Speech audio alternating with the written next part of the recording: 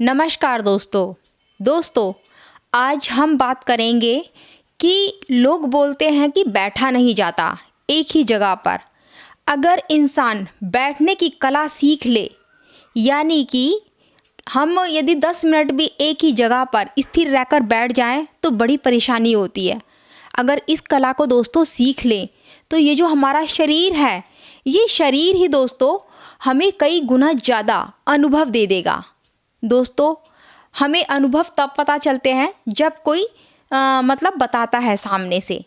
लेकिन दोस्तों, हमारा खुद का कोई एक्सपीरियंस नहीं है। अगर खुद का एक्सपीरियंस नहीं होगा तब दोस्तों हम क्या है, दूसरों के अनुभवों के ऊपर ही जीते रहेंगे। लेकिन दोस्तों, यहाँ पर ऐसा नहीं करना। ठीक है, कोई अगर आपको अनुभव शेयर कर रहा है, बता रहा है तो उसको सुन लो। लेकिन जब तक तुम खुद के अनुभव को नहीं महसूस करोगे, नहीं फील करोगे, तब तक आपने कुछ भी आध्यात्म में नहीं जाना है। दोस्तों, केवल आपने माना है, जाना नहीं है। जानोगे तभी जब आप अपने आप को एक ही जगह पर घंटों घंटों तक बैठने के लिए इस शरीर को सिखाओगे, इसको कला सिखाओगे बैठने की। फिर दोस्तों, ये शरीर ही तुम्हें कई गुना ज़्यादा अनुभव दे देगा।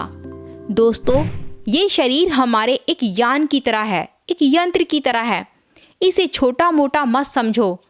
दोस्तों, कहावत में ज़रूर है कि ये मिट्टी से बना हुआ है, लेकिन दोस्तों ये तब तक पावरफुल है जब तक इसके अंदर वो स्वरूप विराजमान है। इसके अंदर वो जो परमात्मा का अंश है ना, वो जब तक इसके अंदर है, जब तक ये एक मंदिर है, जब तक ये मंदिर है दोस्तों। और जिस दिन इसके अंदर से वो निकला तो दोस्तों इसको खंडित माना जाता है।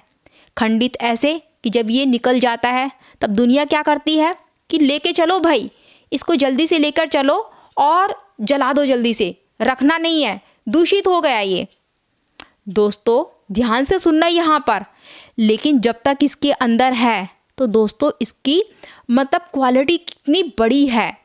अब सोचो ज़रा, इसको अगर आपने नज़रअंदाज कर देते हो इस जीवन में, तो आपके लिए पता नहीं आगे आपको कौन सा जन्म मिले। क्योंकि ये तो तय नहीं कि अगला जन्म आपको इंसान का ही मिलेगा, क्योंकि इंसान का जन्म तो दोस्तों अच्छे लोगों को नहीं मिलता है।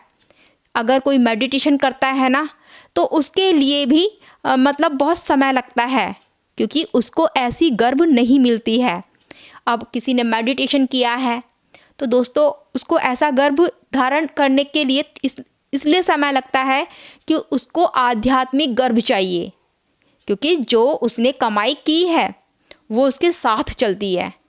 तो दोस्तों, अपने इस शरीर को बैठाने की कला सिखाओ। पहले 10 मिनट अगर आप नॉर्मल स्थिति में भी बैठे हो दोस्तों, तो बस कमर को सीधा करके बैठो, मत ध्यान दो अपनी सांसों के ऊपर। केवल इतना करो कि अपने आप को स्थिर कर दो। बैठना जब आप बैठने लग जाओगे तब आप बैठते हुए देखोगे, कभी आपका पाँव सो रहा है, कभी आपके पाँव में दर्द हो रहा है, कभी आपके पाँव में झुनझुनी लग रही है।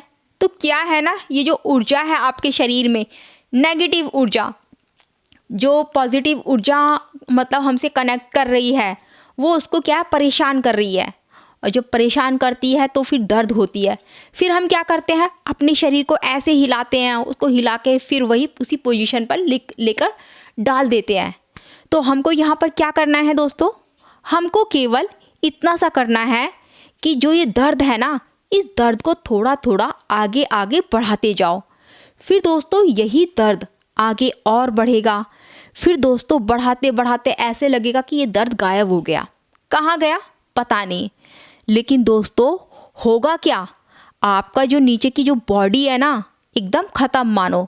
शरीर है, लग रहा है आप उसको हिला भी रहे हो, लेकिन ऐसा लगेगा कि उसके अंदर कोई जान नहीं है। दोस्तों, ये पता है क्यों होता है? ये इसलिए होता है कि हमारी जो पूरी बॉडी में ऊर्जा फैली हुई है वो क्या है, ऊपर चढ़ती है। आपने कोई भी अपनी सांसों पर ध्यान नहीं दिया, केवल आपने अपने शरीर को देखा यहाँ पर। अब दोस्तों क्या है, जो शरीर में ऊर्जा फैली पड़ी है, अब ऐसे ही हमारी ऊर्जा क्या पूरी पृथ्वी पर फैली पड़ी है है ना, क्योंकि शरीर और ये पृथ्वी अलग नहीं है, एक ही है। अगर आपने इस पूरे शरीर की ऊर्जा को समेटना शुरू कर दिया, मैं तो कहती हूँ मत देखो अपनी सांसों के ऊपर, अपने शरीर को ही देख लो। ये शरीर ही मतलब आपको कई गुना अनुभव दे देगा।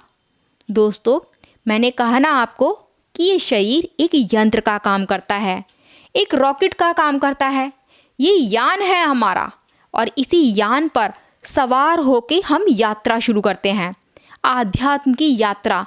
इसके बगैर तो दोस्तों कोई यात्रा नहीं है। अगर हमें आध्यात्म की यात्रा करनी है तो सबसे पहले हमें अपने इस शरीर को जानना होगा कि शरीर क्या है। तभी हमें और ज़्यादा इंटरेस्टिंग पैदा होगी कि हम अपनी सांसों को जानें कि अगर इस शरीर में ऐसा है, अगर हम अपने अंदर सांसों के अंदर गए तो ये सांसों के अंदर भी ऐसे बहुत सारे रहस्य छुपे हुए हैं। दोस्तों, मैं जो ये बताती हूँ, अगर मैं ये बताऊँ तो आप क्या है इसको एक मतलब कहानी समझ के या फिर कुछ भी सुन के मज़े लेके छोड़ दोगे। लेकिन दोस्तों, मज़े नहीं है इसके अंदर, मज़े नहीं लेने, आपको जानना है।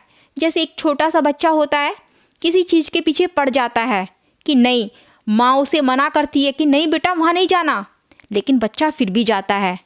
ठीक वैसे ही यहाँ पर आपको बोला जाता है कि आप देखो, जाकर देखो क्या है ये, सांसें क्या हैं, आपका शरीर क्या है। ये शरीर ही आपको आपके अंदर उतारता है। दोस्तों, इसे छोटी मोटी चीज़ नहीं समझनी है। कहा जाता है कि बुढ़ापे में हम भक्ति करेंगे, ये करेंगे। दोस्तों, मेडिटेशन केवल जवानी में होती है।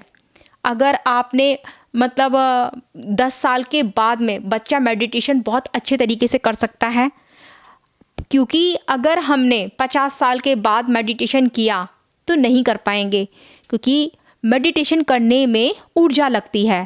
ऊर्जा हमारे पास होगी नहीं, ऊर्जा तो हमने ऐसे ही भोग विलास में ख़त्म कर दी।